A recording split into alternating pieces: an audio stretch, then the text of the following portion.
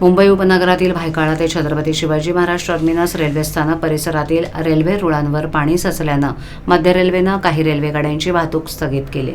या रेल्वेगाड्या विशेष लोकल म्हणून पुन्हा ठाणे कल्याणच्या दिशेनं सोडल्या जात होत्या, परंतु मुंबईत कामानिमित्त निघालेल्या प्रवाशांचे हाल झाले। ठाणे रेल्वे स्थानकातील फलाट क्रमांक 1 आणि जलद मार्गिकेवरील फलाट क्रमांक 6 वरून रेल्वेगाड्या सोडल्या जात नव्हत्या, त्यामुळे धीम्या मार्गिकेवरील फलाट क्रमांक 4 वर प्रवाशांचा भार येऊन तिथे गर्दी झाली होती।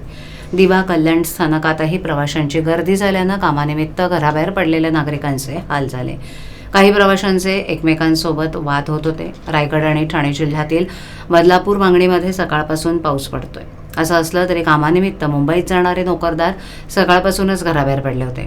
त्यातच भायखळा ते CSTMT रेल्वे स्थानकादरम्यान सकाळी रेल्वे स्थानकांवर रुळांवर पाणी साचलं। त्याचा परिणाम येथील वाहतूक व्यवस्थेवर झाला। सुरक्षेच्या दृष्टीनं रेल्वे प्रशासनानं येथील रेल्वे सेवा कुर्ला, दादर आणि परळ रेल्वे स्थानकांपर्यंत स्थगित केली, परंतु ठाणे, डोंबिवली, कल्याण पल्ल्याकडील रेल्वे प्रवाशांचे हाल झाले। सकाळी घराबाहेर पडलेला नोकरदार CSMT पर्यंत पोहोचू शकला नाही। नाईलाजानं त्यांना पुन्हा घरची वाट धरावी लागली। सकाळी 9 नंतर ठाणे रेल्वे स्थानकातही गर्दी वाढू लागली होती। ठाणे रेल्वे स्थानकातील फलाट क्रमांक 1 वरून ठाणे ते CSMT उपनगरीय रेल्वेगाडी सुटते, परंतु या फलाटावरून रेल्वे सेवा बंद करण्यात आली होती।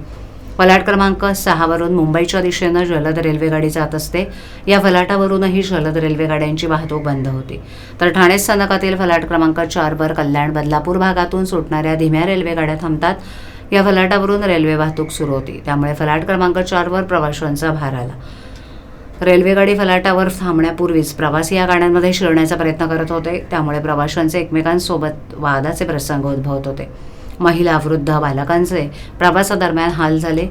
कल्याण आणि दिवा रेल्वे स्थानकातही प्रवाशांची गर्दी झाली होती। कल्याणहून मुंबईच्या दिशेनं जाणाऱ्या रेल्वेगाड्यांमध्ये दिवेकर शिरण्याचा प्रयत्न करत होते, तर रेल्वेगाड्यांमधील प्रवासी गर्दीमुळे त्यांना आत शिरू देत नव्हते। रेल्वे डब्यांमध्ये गर्दी वाढल्यानं प्रवाशांना त्रास सहन करावा लागला।